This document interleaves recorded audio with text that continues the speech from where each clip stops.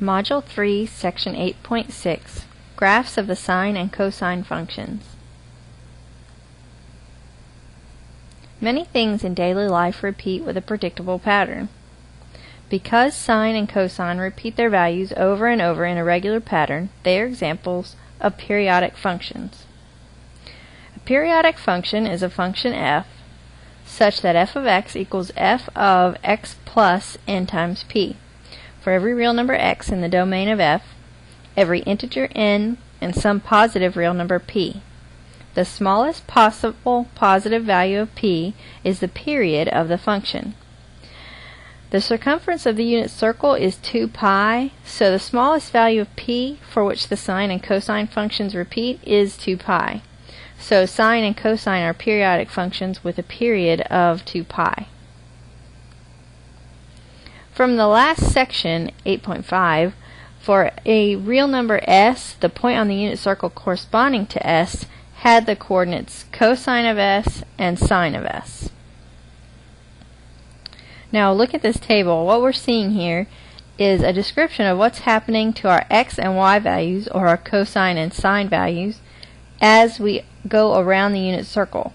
So from this point, which is 0, up to pi over 2, we see that the sine of s, or our y value, increases from the 0 to 1. And cosine of s, or our x value, decreases from 1 to 0. And you can see how that's described going all the way around the circle.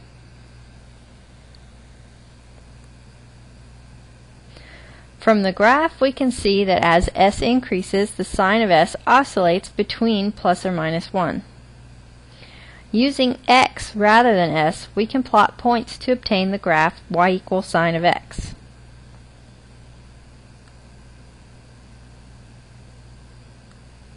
We can see that our graph is continuous from negative infinity to positive infinity, meaning it's going to oscillate infinitely in either direction.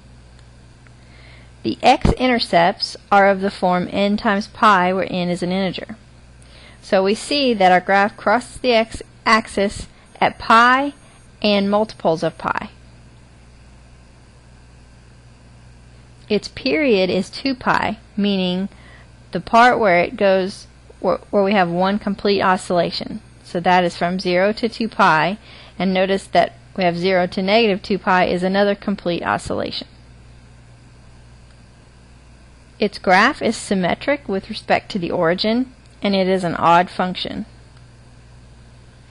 We can also see on the calculator what happens if we graph y1 equals sine of x.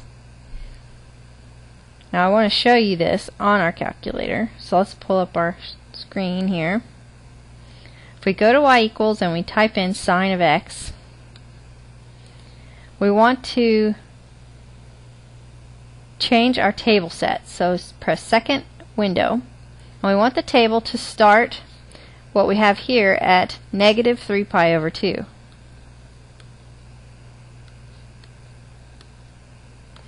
And we want our table to change by pi over 2.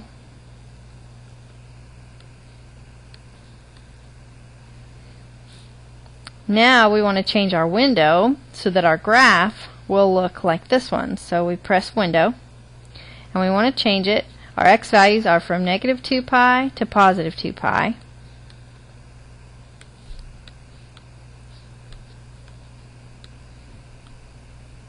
And we're going by increments of pi over 2. And our y values go from negative 4 to positive 4. And we're going by increments of 1. So I'll press graph, and we see that our graph looks like the one we have pictured here. And if I press second and graph, then I see my table of values. And to verify our equation, arrow up to y1 here, and we see that it is sine of x that we've graphed. The graph of our cosine function is similar. It can be found much the same way as y equals sine of x. Note that the graph of y equals cosine of x is the graph of y equals sine of x translated pi over 2 units to the left.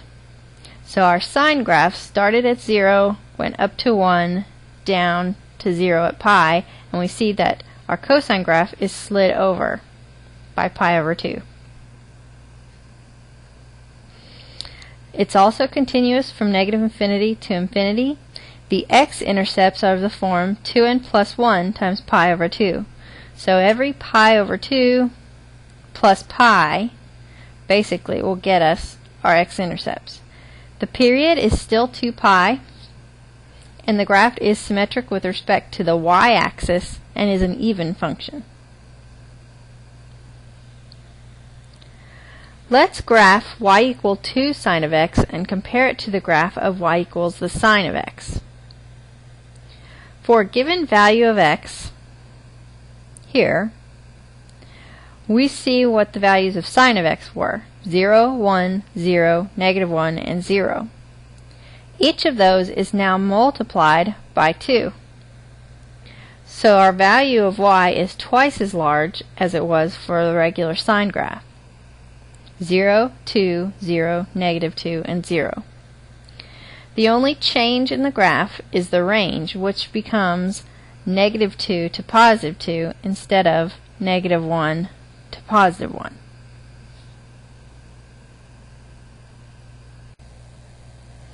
The amplitude of a periodic function is half the difference between the maximum and minimum values. For sine and cosine, the amplitude is 1/2 of 1 minus negative 1. So we take half of 2, which is 1. The graph of y equal a sine of x or y equal a cosine of x, where a is not 0, will have the same shape as the original graph, y equals sine of x or y equal cosine of x respectively, except with a range of negative absolute value of a to the absolute value of a. So our amplitude is the absolute value of a. No matter what value of the amplitude, the periods of y equal a sine of x and y equal a cosine of x are still 2 pi. Now consider y equals sine of 2x. If we take the sine of 2x, we see that we still have the value 0, 1, 0, negative 1, and 0, but we're having a different x value. So note that one complete cycle occurs in pi units, not 2 pi units. So the period is pi, which is equivalent to 2 pi divided by 2. Now consider y equals sine of 4x. Notice that we complete one cycle in pi over 2 units.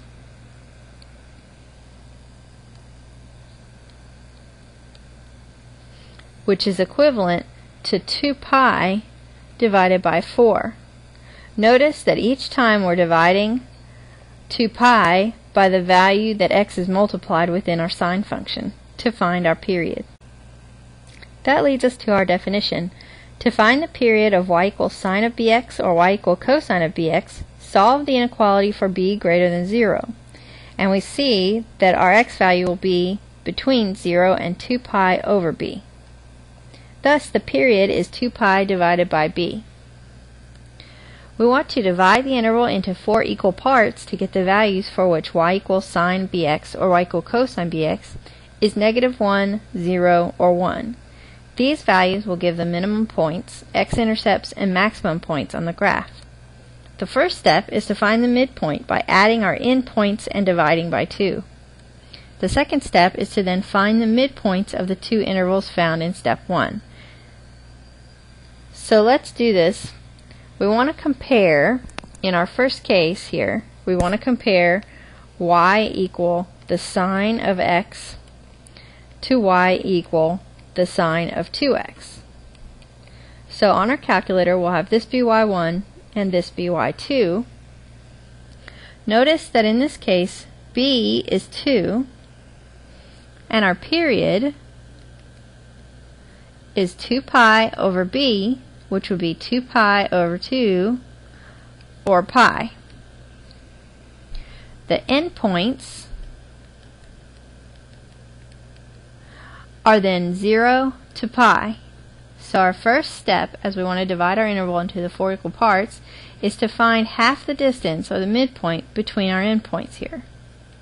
So we end up with pi over 2. The second step is to find the midpoint between the two intervals we just found. So we want to take half the distance between 0 and pi over 2, and we end up with pi over 4.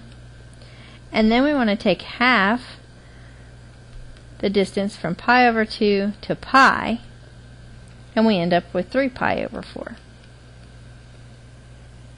So let's have a look at our graph.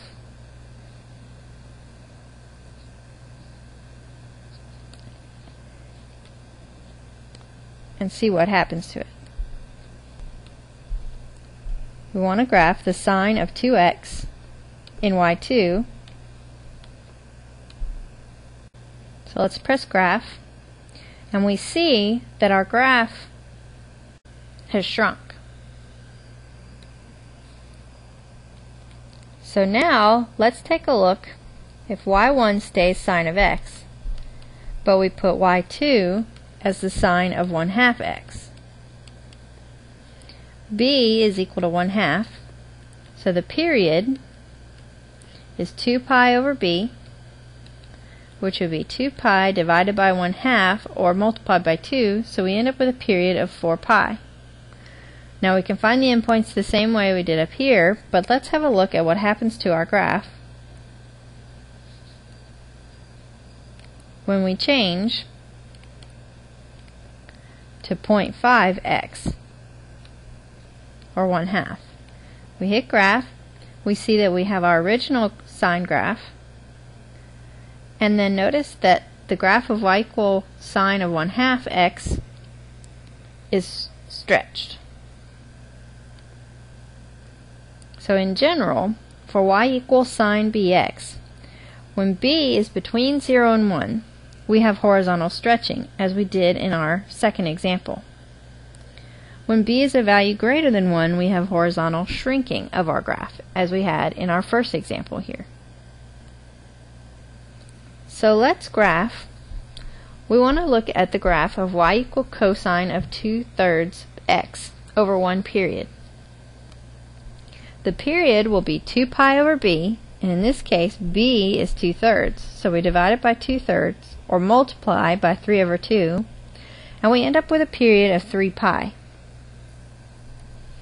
The endpoints are then 0 to 3 pi, and when we take half that distance, we get 3 pi over 2, and half the distance between 0 and 3 pi over 2 is 3 pi over 4, and half our distance from 3 pi over 2 to 3 pi is 9 pi over 4. So these are the values we want to evaluate to get our minimum points, maximum points, and x-intercepts. So we have our endpoints 0 and 3 pi, and our middle point was 3 pi over 2. The middle here was 3 pi over 4, and then here 9 pi over 4.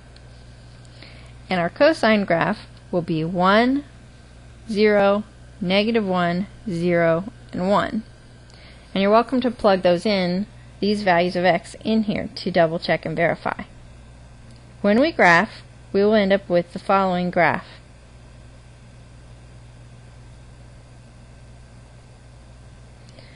Now let's look at the graphing calculator. We want to use the window 0 to 3 pi for our x values, and -2 to 2 for our y values, with an x scale of 3 pi over 4, and we'll leave our y scale as 1. We choose that x scale to be 3 pi over 4 so that the x-intercepts, maximums, and minimums coincide with our tick marks on the x-axis.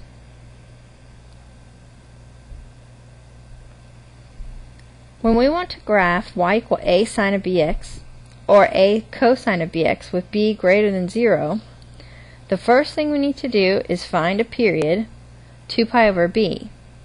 We start at 0 on the x-axis and lay off a distance of 2 pi over b.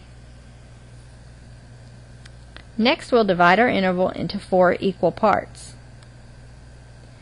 The third step is to evaluate the function for each of the 5 x values that we received from step 2. The points will be the maximum points, minimum points, and x-intercepts. Fourthly, we want to plot the points found in step 3 and join them with a sinusoidal curve with amplitude absolute value of a. And 5, draw additional cycles as needed. So we want to graph y equal -2 sine of 3x. The first step is to find the period, so we have 2 pi over b. B in this case is 3, so our period is 2 pi over 3. Next, we'll divide our interval into 4 equal parts to get our x values, and we do it using the method that I outlined previously.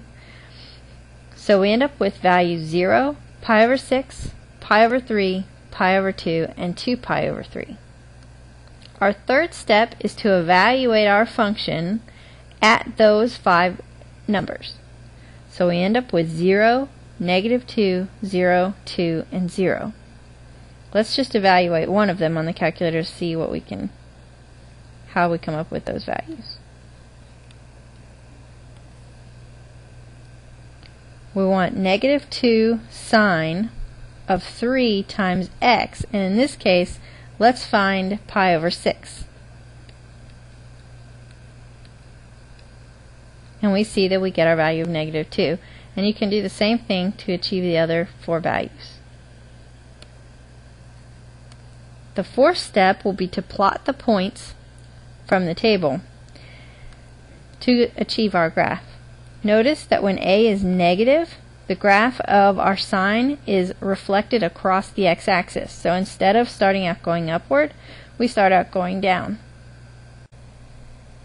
Let's look at translations. We want to compare the following.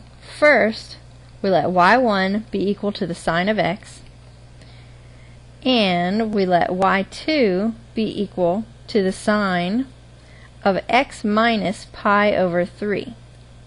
So let's graph these and see what happens.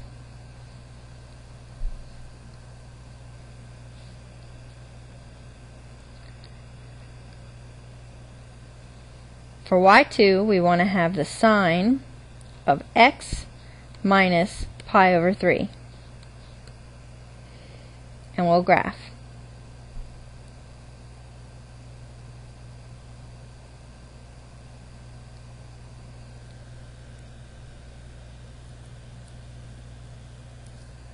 We see that our graph was translated to the right.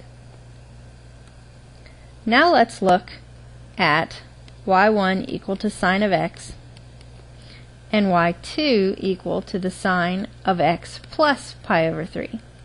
You can probably guess what will happen, but let's have a look. When we change this to a plus sign,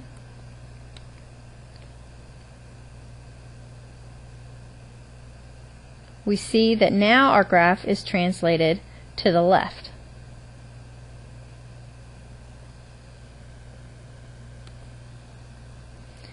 So with horizontal translations, the graph of y equal f of x minus d will translate the graph of y equal f of x d units to the right if d is positive, and absolute value of d units to the left if d is less than 0. So basically, when we subtract a value within our sine function, we're translating to the right. And when we add a value within our sine function, we're translating to the left. So horizontal translations occur when we add or subtract values inside the sine function, and it's the opposite of what you might think. A horizontal translation is called a phase shift, and the expression x minus d is called the argument. Now let's compare using cosine. We'll have y1 equal to the cosine of x, and y2 equal to 2 plus cosine of x.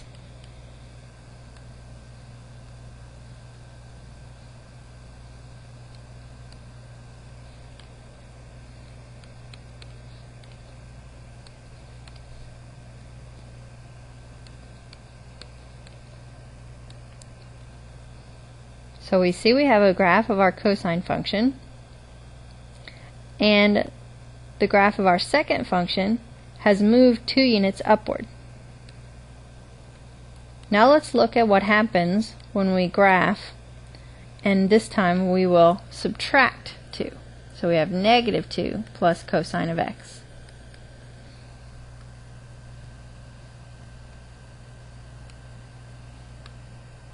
So I'm going to insert a negative here.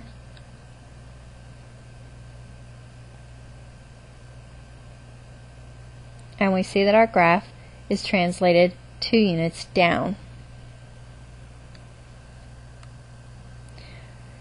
With a vertical translation, the graph of y equals c plus f of x translates the graph of y equal f of x c units upward if c is positive or greater than 0, and absolute value of c units downward if c is less than 0 or negative.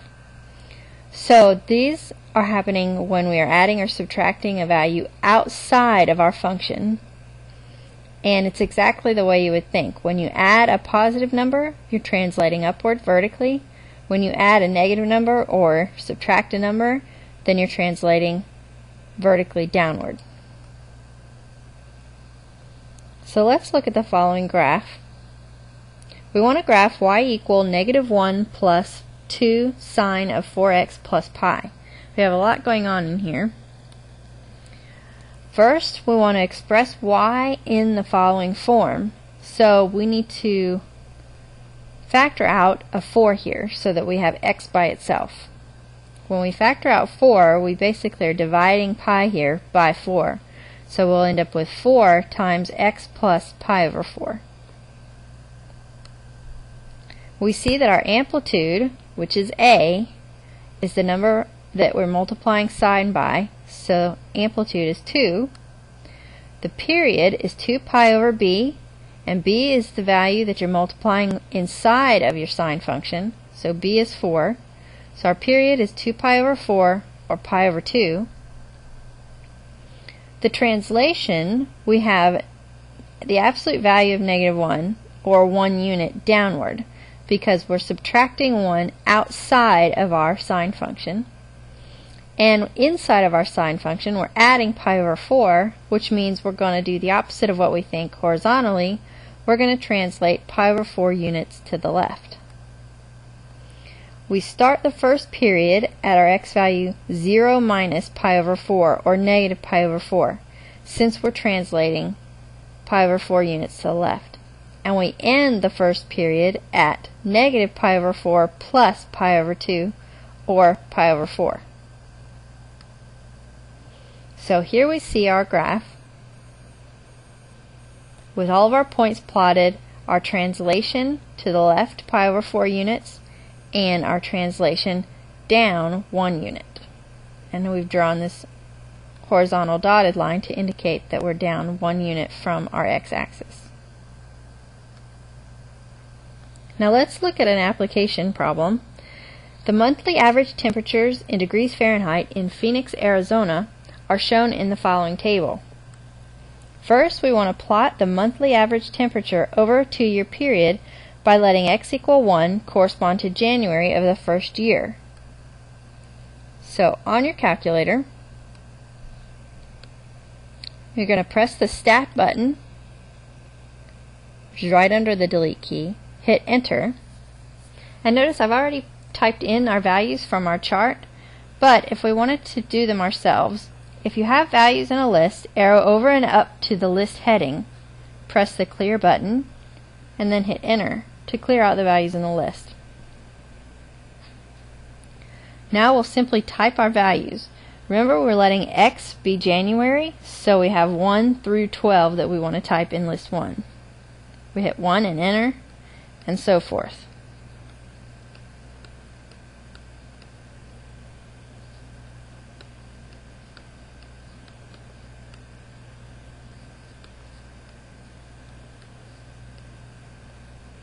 And we would simply arrow over to L2 and begin entering those values as well. So I'll press second and quit. And if I want to plot these temperatures, I'll press second, y equals, for my stat plot, hit Enter for the first one. We want to turn it on by hitting Enter on the on. Arrow down to type, and we want dots to be plotted. Then we'll press Zoom And if you arrow down to number 9, you'll see it says zoom stat. So we hit enter. And we see that we've plotted all of our points. And this looks similar to our sine curve.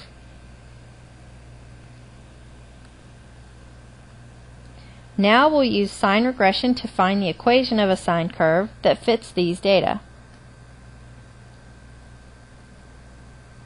So on your calculator, you'll press Stat, arrow over to Calc, and arrow up so that you can get all the way down to the bottom. And we see we have sine regression here as part C.